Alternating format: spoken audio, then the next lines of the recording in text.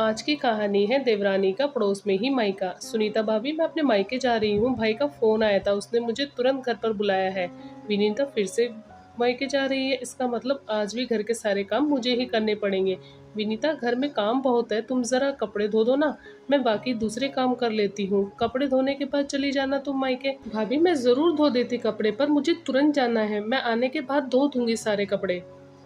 विनीता, जो अपनी जिठानी सुनीता से मायके जाने का कहकर घर से बाहर चली जाती है, तभी सुनीता की सास ससुर कांता जी और रमेश जी दोनों अपने कमरे से बाहर आते हैं। बहू, चाय नाश्ता बन गया? नहीं माँ जी, मैं सफाई कर रही थी इसलिए नहीं बना पाई। मैं अभी बना देती हूँ चाय नाश्ता। अच्छा, वो महारानी विनीता कहाँ गई? माँ जी, विनीता अपने मायके गई है, उसके भाई ने उसे किसी जरूरी काम से बुलाया है। तभी ससुर जी कहते हैं, विनीता बहू जब से शादी करके इस घर में आई है तब से ज्यादा समय वह अपने मायके में बिता रही है। ऐसा ही होता है जब पड़ोस के घर की लड़की को बहू बनाकर लाएंगे तो। मना कर रही थी मैं अमित को कि देख विनीता से शादी ना कर, पर उसने किसी की सुनी ही नहीं। अब भुक तो सवेरा होता नहीं कि उड़ जाती है चिड़िया अपने घोंसले से सैर सपाटे के लिए। तभी कांता जी के दो बेटे रोहित अमित अपने अपने कमरे से बाहर आते हैं। रोहित सुनीता का पति है और अमित विनीता का। विनीता और अमित की लव मैरिज हुई थी। विनीता कांता के घर के दो घर छोड़कर ही अपने घर में रहती थी। कांता जी अपने इस परिवार के साथ अपने घर से गोविंद नगर गाँव में रहती थी। सुनीता का मायका पड़ोस के गाँव में था, इसलिए वह साल में एक बार अपने मायके जाती थी। अमित तो बहू को कुछ कहता क्यों नहीं? सवेरा हुआ नहीं कि विनीता बहू रोज रोज अपने मायके चली जाती है।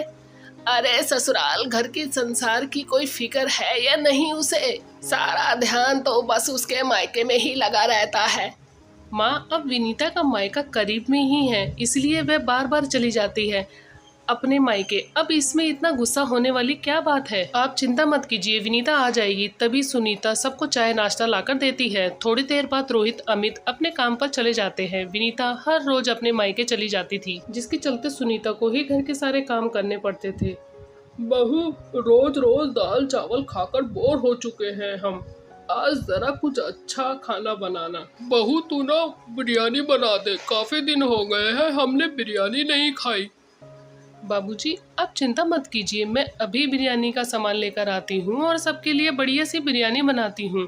अरे वाह बहू, ये तो बहुत अच्छी बात है। बिरयानी खाकर रोहित अमित बहुत खुश हो जाएंगे आज। रोहित अमित की जो कमाई होती थी वह इस महंगाई के जमाने में घर खर्च, लाइट बिल और बाकी जरूरतों के में खर्च हो जाती थी, जिसके चलते कांता जी और उसके परिवार वालों को थोड़ा हाथ तंग करके चलना पड़ता था। तभी तो अमित विनीता की शादी कराने में कांता जी के परिवार पर कर्जा भी हो रखा था, इसलिए अमित की कमाई कर्जे में ही चली जाती थी और रोहित की कमाई में परिवार का गुजारा चलता था। तभी सुनीता रसोई में बड़ी मेहनत से बिरयानी बनाने लगती है। तभी सुनीता सोचती है कि सब बिरयानी खाकर खुश हो जाए बस। सुनीता को अपने ससुराल की बहुत फिक्र थी। दोपहर का समय सुनीता बढ़िया सी बिरयानी बना लेती है। अब और सब्र नहीं होता बहू, तू ले आ बिरयानी।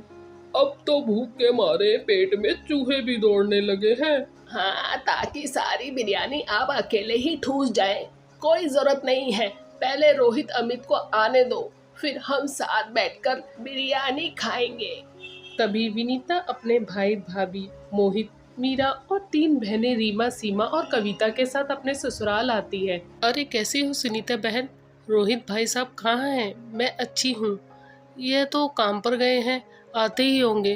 तुम बस बैठो, मैं तुम्हारे लिए पानी लेकर आती हूँ। विनीता के मायके वाले कांता जी, रमेश जी और विनीता से बातें करने बैठ जाते हैं। तभी विनीता रसोई में जाती है तो बर्तन में बिरयानी देखकर वो काफी खुश हो जाती है। अरे वाह, बिरयानी! भाभी, आपने बिरयानी बनाई है और मुझे बताया भी नहीं। ओहो, आपके घर बिरयानी बनी है? मुझे तो बिरयानी बहुत पसंद है। हाँ तो मैं लाती हूँ ना तुम सबके लिए बिरयानी। तभी विनीता रसोई में आती है और 4 प्लेट भरकर बिरयानी लेकर आती है और अपने मायके वालों को देती है। खाकर बताइए कि कैसी बनी है बिरयानी। तभी विनीता के मायके वाले पलक झपकते ही सारी बिरयानी खा जाते हैं। ये देखकर कांता जी और बाकी सबके होश उड़ जाते हैं। असल में विनीता के मायके वाले बहुत ही भुक्कड़ किस्म के लोग थे और ये बात कांता जी और किसी को पता ही नहीं थी। सुनीता भाभी, आपने तो सच में बड़ी ही स्वादिष्ट बिरयानी बनाई है। विनीता दीदी, थोड़ी और मिलेगी बिरयानी? हाँ हाँ, क्यों नहीं। भाभी ने बड़ा सा पतीला भरकर बनाई है बिरयानी। तभी विनीता फिर से सबको 4 प्लेट भरकर बिरयानी लाकर देती है और वह सब मिनटों में ही वे सारी बिरयानी खा जाते हैं। अच्छा, अब हम चलते हैं। विनीता के मायके वाले वहाँ से चले जाते हैं। तभी सुनीता रसोई में आकर बिरयानी का बर्तन देखती है तो वो पूरा खाली हो चुका था। अरे बाप रे, सारी बिरयानी तो खत्म हो गई। सुनीता बाहर आकर सबको बताती है, क्या सारी बिरयानी खत्म हो गई?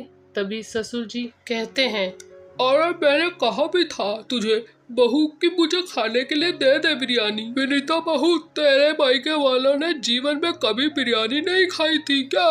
10 लोगों की बिरयानी खाकर चले गए। मैं कितने आस लगाए बैठा था कि बिरयानी खाऊंगा, पर तेरे मायके वालों ने मेरी सारी आस तोड़ दी। ये सुनकर विनीता दुखी हो जाती है। कोई नहीं बाबूजी, वे हमारे मेहमान थे, मैं सब्जी बना लेती हूँ।